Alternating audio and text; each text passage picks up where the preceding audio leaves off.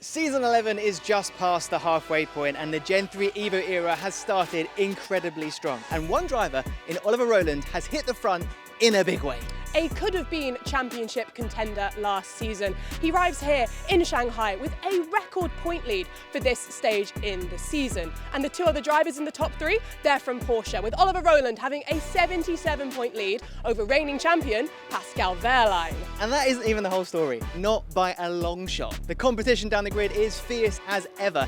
Every single team has featured on a podium and only 12 points separate 5th and 10th. So that pressure from below is coming from all angles. And we arrive here in Shanghai off the back of a Formula E first. The top 8 positions in Tokyo were filled by 8 different teams. It's been a hectic start to the season, but let's see how we got here, starting with Sao Paulo. And when Mitch Evans lined up last on the grid, I don't think anybody could have predicted what followed. A spectacular drive from P22 to P1, a Formula E first. A great start for the Season 10 championship contender. But could Jaguar continue that form in Mexico City?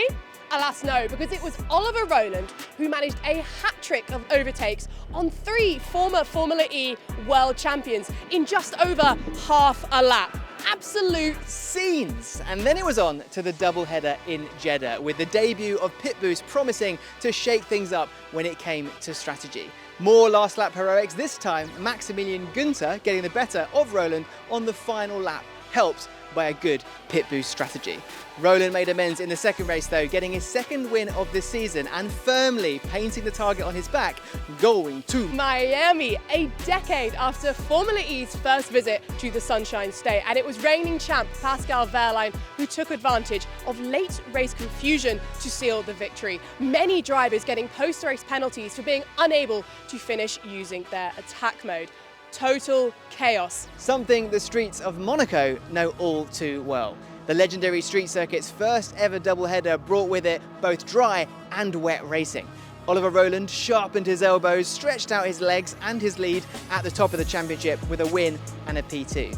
And Sebastian Buemi returned to the top step of the podium for the first time in 77 races, proving once again that wet weather is always the great equaliser, as it would be in Tokyo, a doubleheader of drastically different conditions. Maserati and Van Dorn rolled the dice with their pit boost strategy and it paid off big time, earning Van Dorn his first win since his championship winning year in 2022.